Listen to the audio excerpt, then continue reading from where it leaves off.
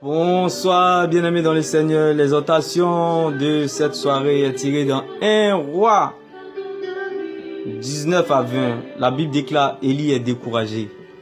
Bien-aimé, j'aimerais parler à ta situation. J'aimerais parler à ta maladie incurable. Bien-aimé, Élie était découragé. Élie était épuisé. Élie était fatigué.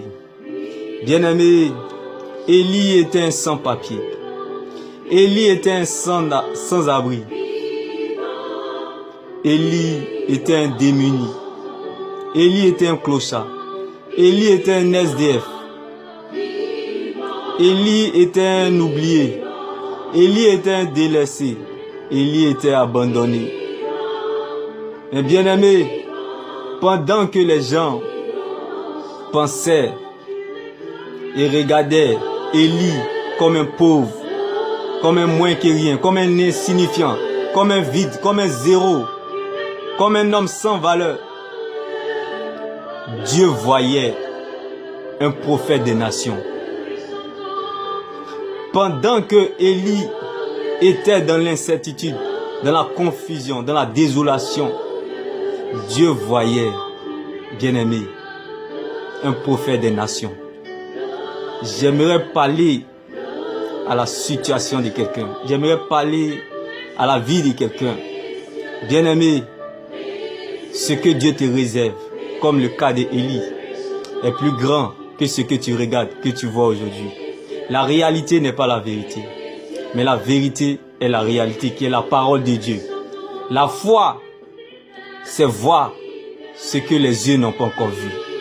La foi, c'est écouter ce que ton cœur a reçu, qui est la parole de Dieu.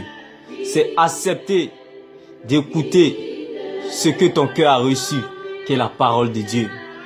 La foi, bien-aimé, c'est accepter ce que ton cœur a reçu, qui est la parole de Dieu. La foi, c'est voir ce que tes yeux n'ont pas encore vu. Comme le cas d'Élie. Mon encouragement pour toi en ce jour, ce que tu attends est plus grand que ça.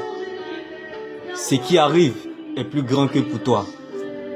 Ce qui arrive est plus grand que toi. Bien-aimé, ce que Dieu te réserve, bien-aimé, est plus grand que ce que tu regardes, que ce que tu vois aujourd'hui. Ne regarde pas à ce que tu vois. Ne regarde pas à ce que tu vois. Mais regarde à ce qu'il t'a dit. Comme la Bible dit, Dieu passe dans un souffle léger et rend courage à Élie. Au verset 1 Roi 19, verset 9. Ma prière pour toi, en ce jour, que sa parole te touche, bien-aimé. Que sa parole t'encourage, comme le cas d'Élie. Arrivé au mont Horeb, Élie entre dans une grotte, il passe la nuit à cet endroit. Le Seigneur lui adresse la parole. Pourquoi es-tu ici, Élie? Il répond: Seigneur Dieu de l'univers, j'ai pour toi un amour brûlant. Mais les Israélites ont abandonné ton alliance, ils ont détruit tes autels, ils ont tué les prophètes. Moi seul, je suis resté. Et ils veulent prendre ma vie. Le Seigneur lui dit: sors d'ici, va dans la montagne, attends ma présence. Le bonheur arriva à celui qui sait attendre. Bien-aimé, reste dans la présence du Seigneur. Ne quitte pas ton couloir. Demeure dans ton couloir.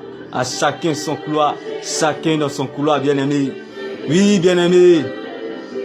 Les situations de la vie, les maladies incurables peuvent t'arrêter en haut là-bas, en ville là-bas. Mais lorsque tu es dans la présence de Dieu, bien-aimé, bien-aimé, personne ne peut t'arrêter. Personne ne peut t'échanger. Personne ne peut te déplacer.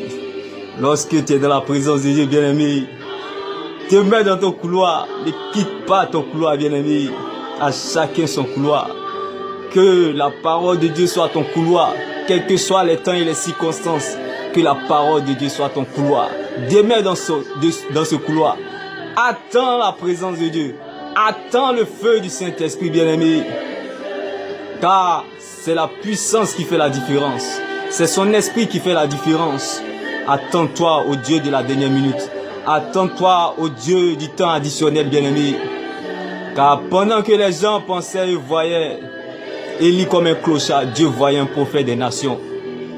Si Élie voulait regarder la parole de sa situation, il ne serait pas devenu prophète des nations.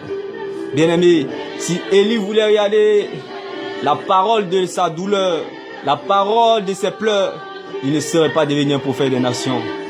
Que cela soit ton partage. Je ne connais pas la question que tu te poses. Je ne sais pas comment Dieu va le faire. Mais s'il a pris le risque de te révéler pour Élie, prends le risque de croire qu'il est capable de le faire pour ta vie. Dieu me bénit. Shalom.